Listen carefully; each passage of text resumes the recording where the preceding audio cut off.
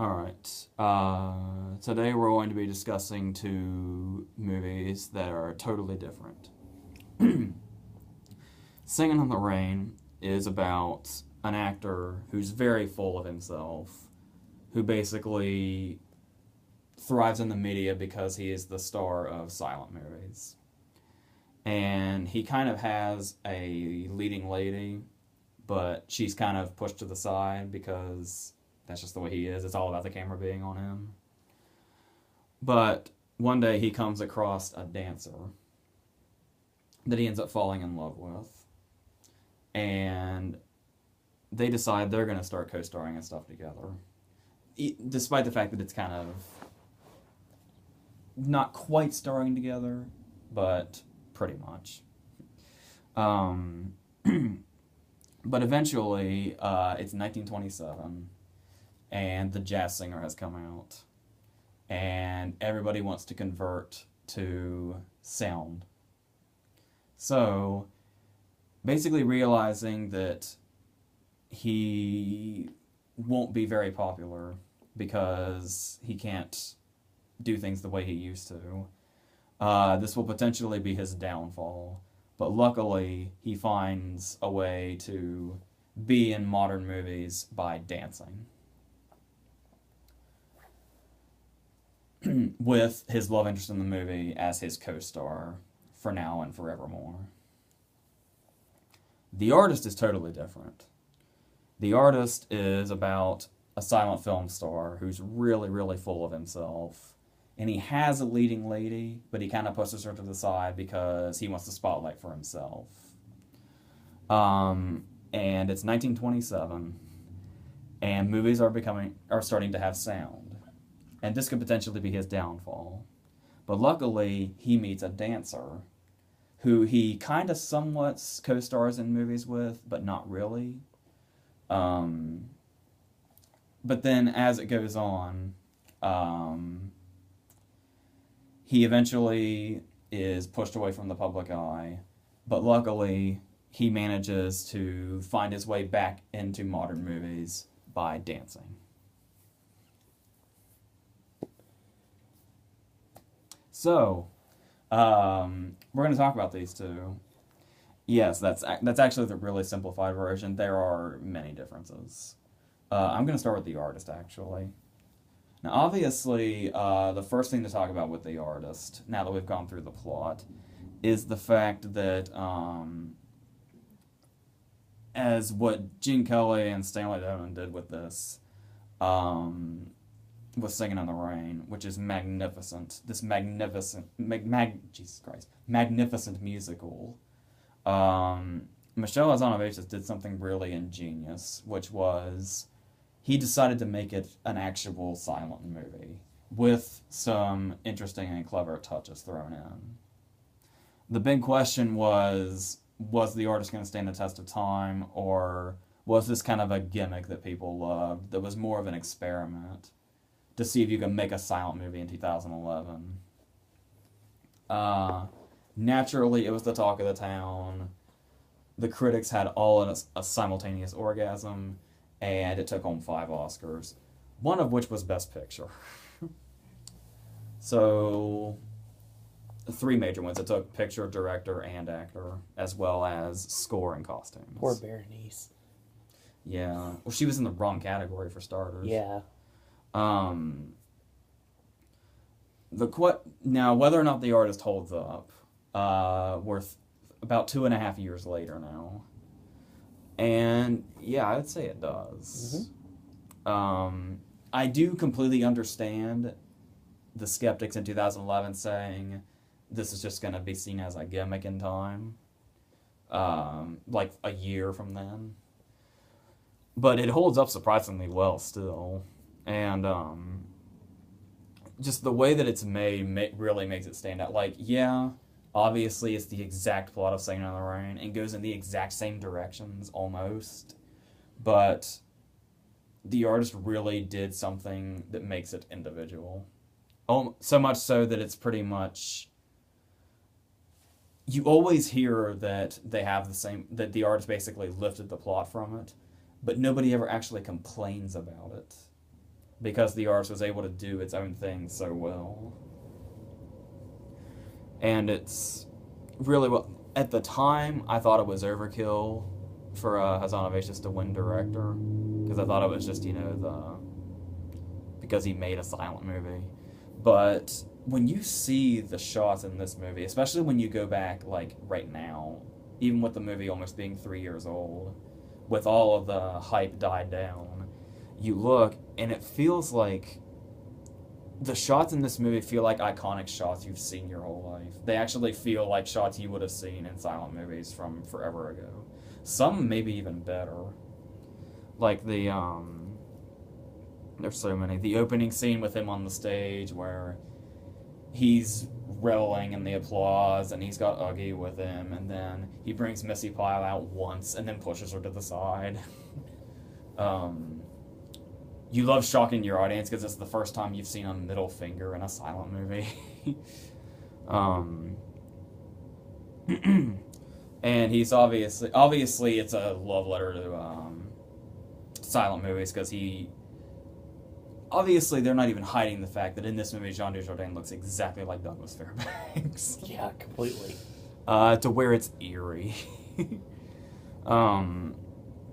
And he basically did like The Thief of Baghdad and basically made the exact types of movies we see George Valentine make in the movie.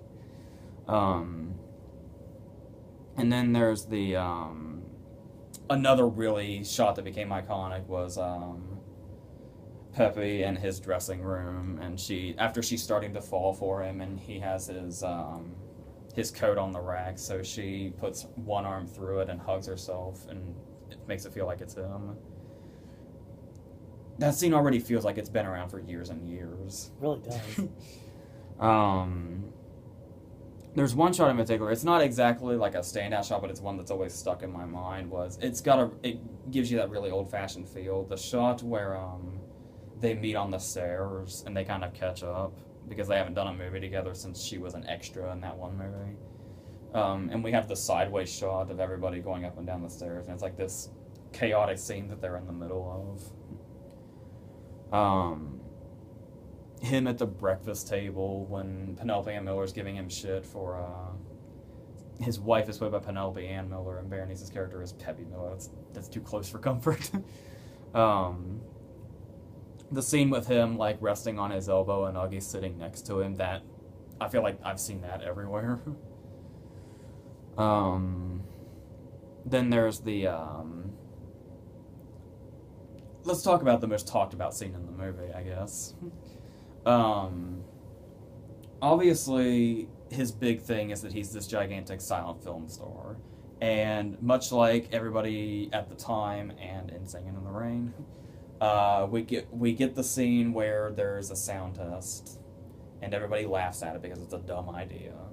It's like, back then, obviously it's not going to be the same thing, but the way we treat 3D now is basically how they were treating sound. Yeah. I think color too at some point, but that's another movie for another time. So this idea is in his brain now that movies are going to be turned completely to sound movies. So he has this nightmare where he's in his dressing room, and obviously it's played up as a silent movie up till this point.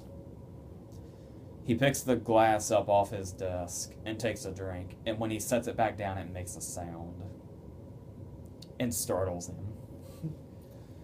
And then there's Uggy starts barking and the phone starts ringing, and pretty much the only thing he can't hear is his own voice. Like he's screaming into the mirror, and there's sound everywhere except coming out of him. And then he runs outside, and I love how the clever touch of the sound is really amped up too. Like when he runs outside, the sound of his shoes hitting the ground is much louder than it needs to be. And then the laughing girls, and then lastly, the leaf falling, where it's just a leaf in the breeze, just doing its thing. And then when it hits the ground, when it just slightly touches the ground, it makes the sound of an explosion. That scene is genius. Yes. And that also brings us to the ending, where obviously they do their first sound movie where they're dancing, and it's the first time we're hearing sound since that last scene. and you can hear the sound of their shoes going with the music. And then when the music stops and the dance number ends, we just hear their heavy breathing. And then John Goodman says, "Perfect, can you give me one more?" And then, in a bit of irony, I assume this was intentional, the plot of the movie is George Valentine stops making movies because he doesn't want to leave the silent era. And Pepe Miller takes off because she's in movies with sound. But at the end of the movie, it's George Valentine's voice that we hear, and we never actually hear Pepe Miller say anything. I assume that was some ironic touch on purpose. Oh, yeah. And there is some blatant symbolism, like, obviously his life is going in the shitter when he refuses to be in a movie with sound, so he's on the couch, basically letting life pass him by, and Penelope Miller's basically trying to get a divorce out of him, and she doesn't want to be married to him anymore. But he won't even remotely acknowledge her, so she screams the line, obviously it comes up in the subtitle, "Why won't you talk?" That's not exactly subtle, but it gets its point across. Yeah, definitely. And there's those little, like, touches to the silent era, like, the big news headline everybody talked about when the conversion was happening was Garbo talks, and you would hear Garbo's voice for the first time. Well, after Pepe goes to see George's movie that totally failed, she goes to his house in the rain, and this is kind of where their love story is starting, after the scene on the set. And the funny line where she says, I just went and saw your movie, and he's like, "Oh, did you come here for a refund?" And she basically tries to convince him, but she eventually has to leave, defeated. And when she gets in the car, she says she just wants to go home, and then she says the line, "I want to be alone," which is Garbo's famous line from Grand Hotel.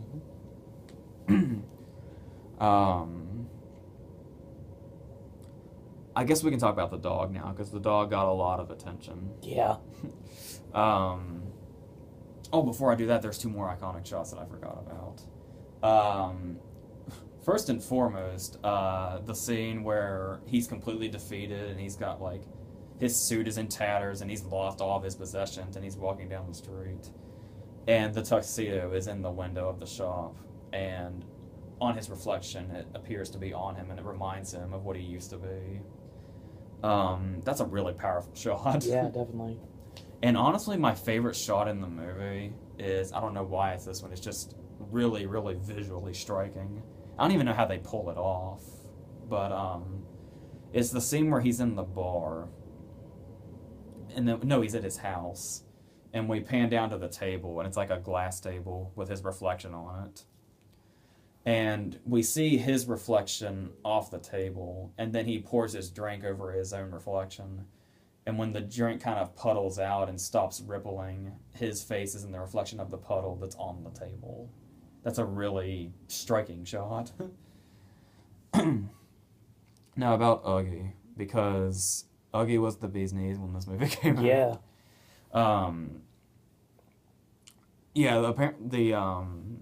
The dog was apparently he actually won, like, some dog award, like dog acting award, like a golden collar it's called, or something like that. I believe so. And the dog does have a lot of great scenes, like the scene where we feel bad for him because George's wife throws the newspaper at him, and the just how perfectly trained he is with, like, the licking the whipped cream off George's nose, or doing the trick where he fires the fake gun and he has to fall over, which comes back at the end when George accidentally fires the real gun and he doesn't like the trick. And especially the really heartbreaking scene where George has reached the end of his rope and he's sitting in the chair in his destroyed, fire-burned house. And he takes the gun out, and he's getting ready to commit suicide, and the dog is basically doing everything to get him to stop. Like, he's barking at him, and then he starts tugging on his pants and then his sleeve, and that dog is a shockingly good actor. Yeah. He's well-trained, is what I mean. Of course. Um, and of course, the love story in general is just a really strong aspect of it.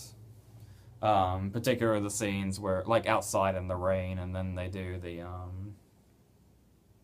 the scene where he accidentally sets his house on fire in a rage and loses everything, but the one thing he manages to, like, he's absolutely hell-bent on saving is a film reel. And it's there at the hospital with him when she's there to see, like, to make sure he's alright and to take him into her house and everything.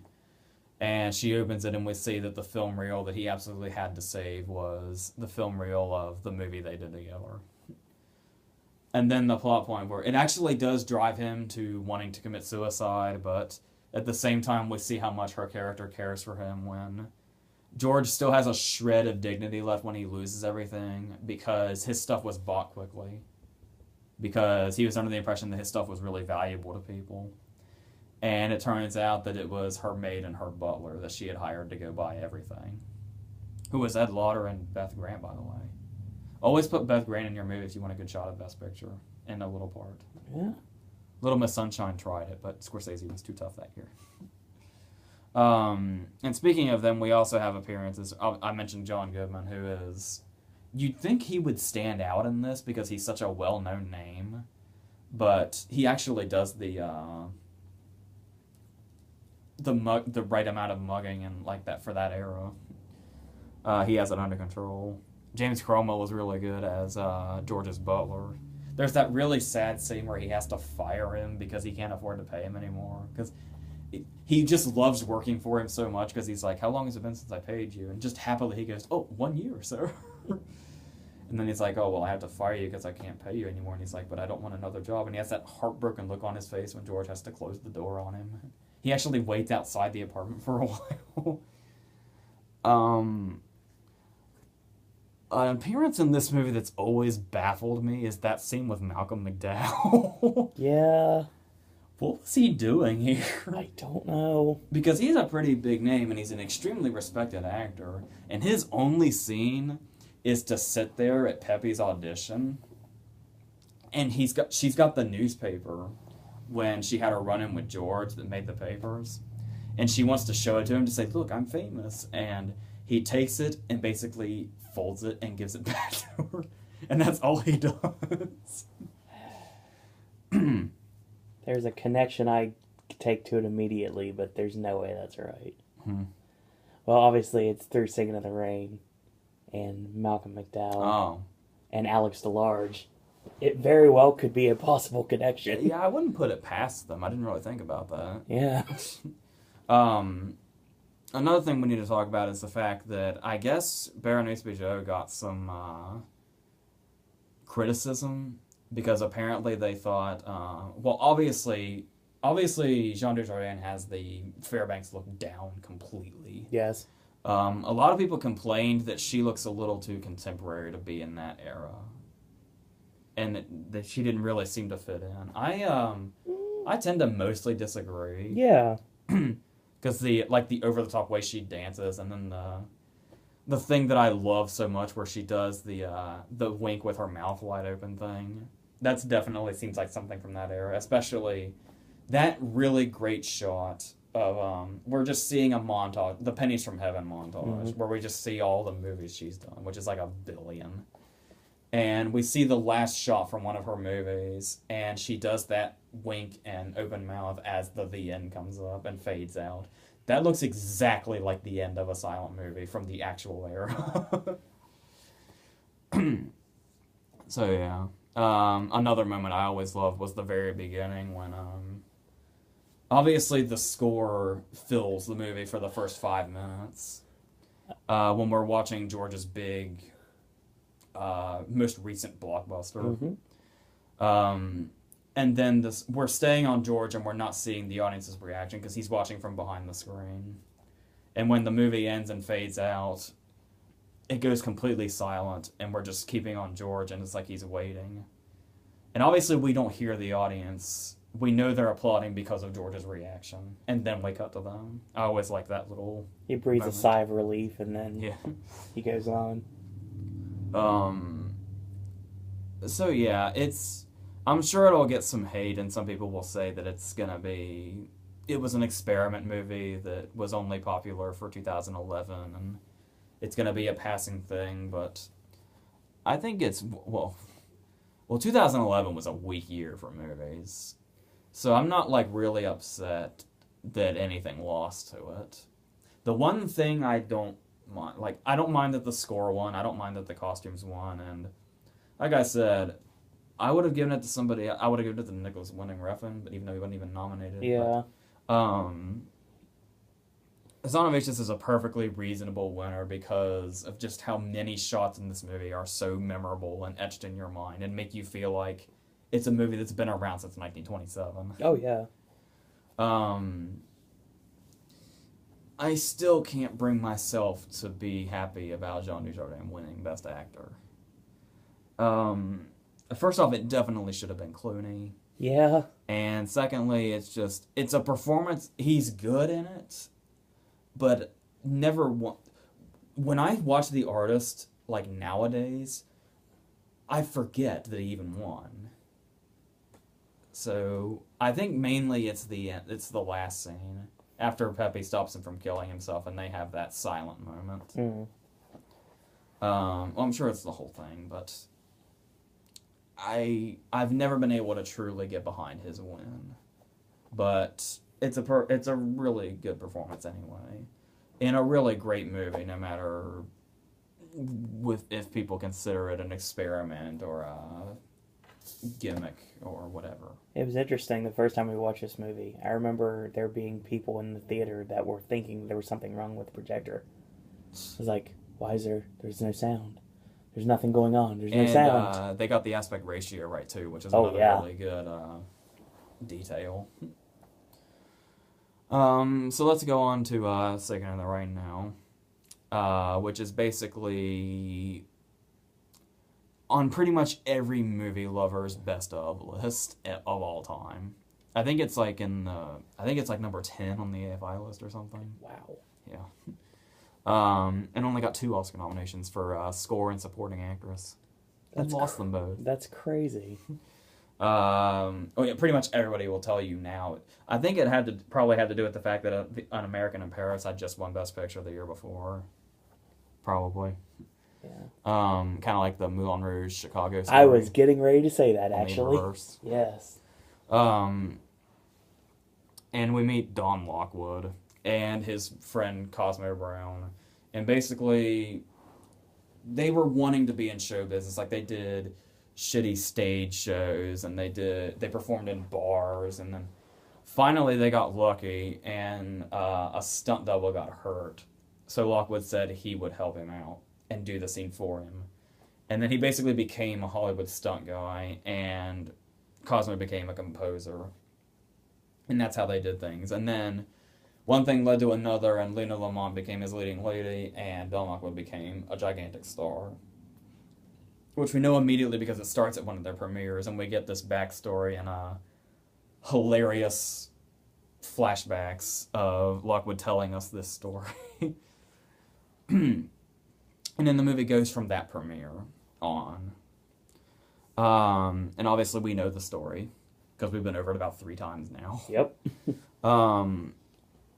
Now, the great thing...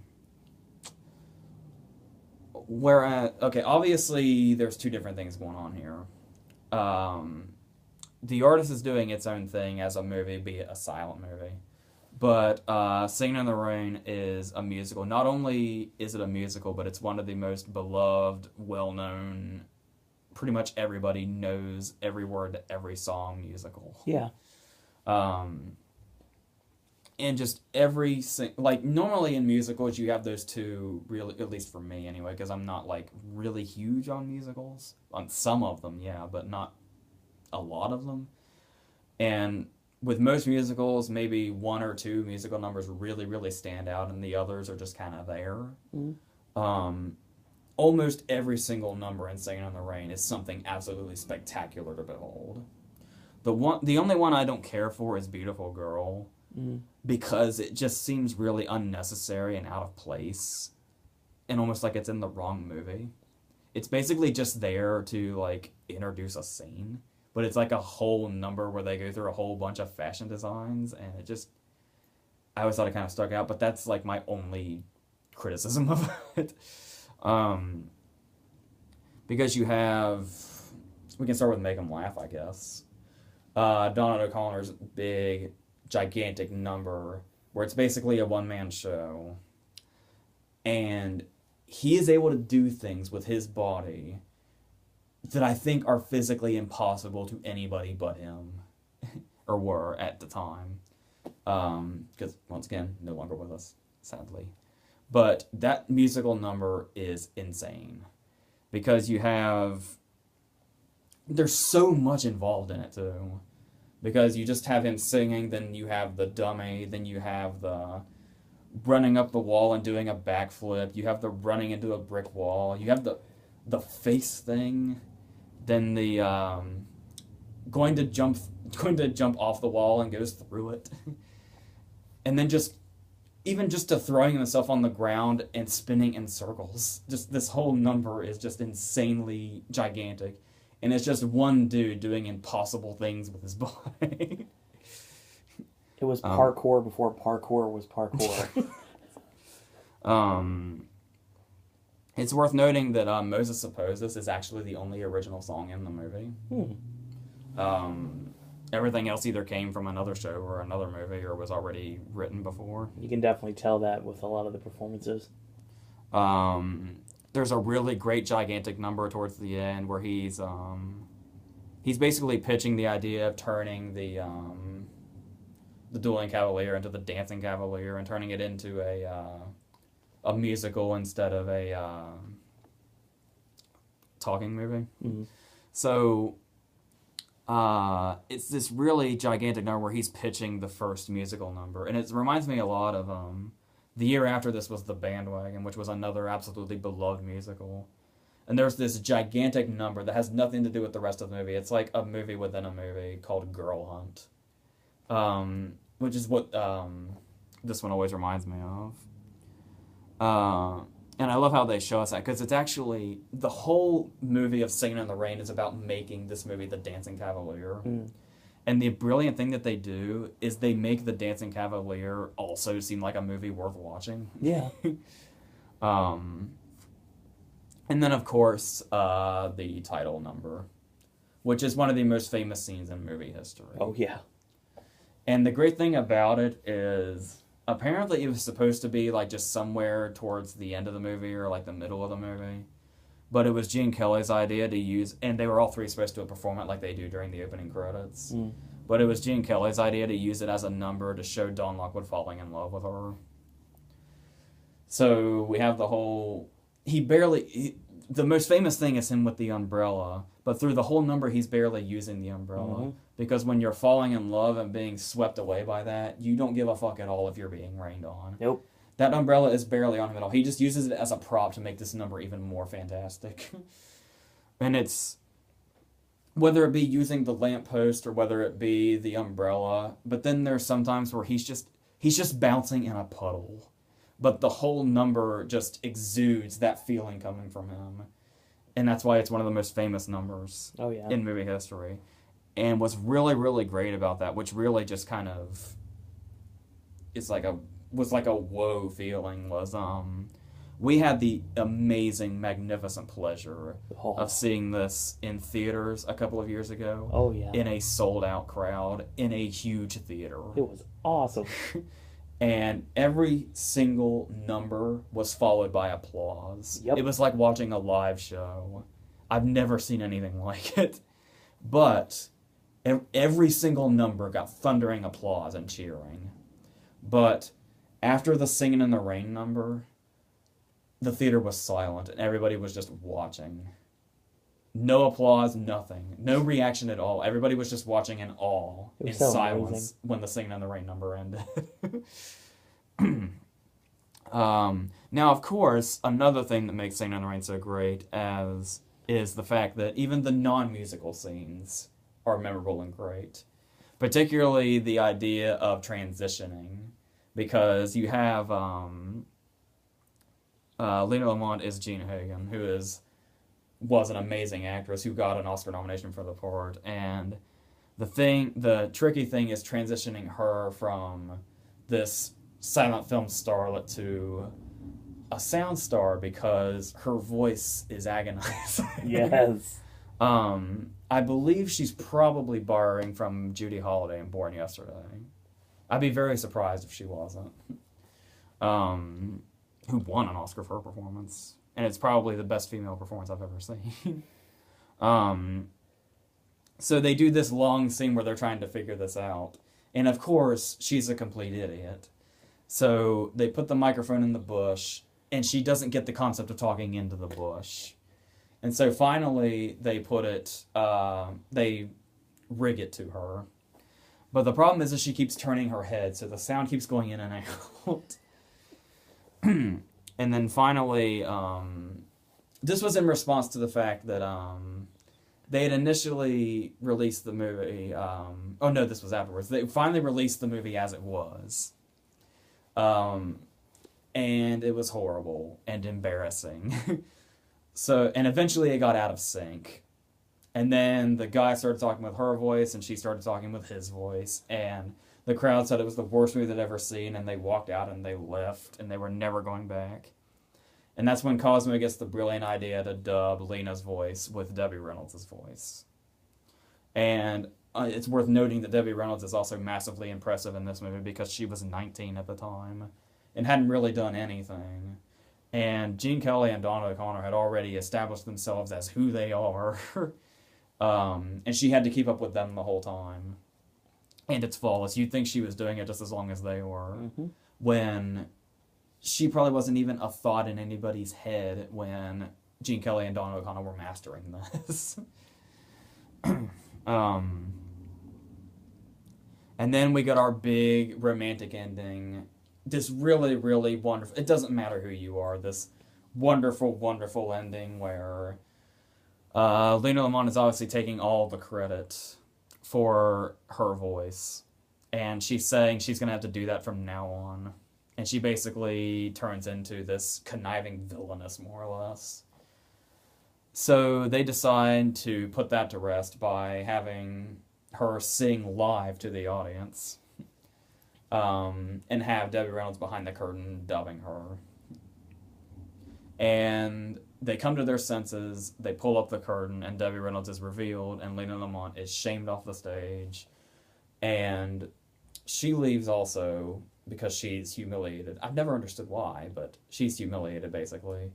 But then Gene Kelly comes on stage and says, "Stop that girl, that's the voice that you love, and that's the star of this movie." And they have that embrace, and then the last shot of the movie is them and their giant billboard with their movie on it.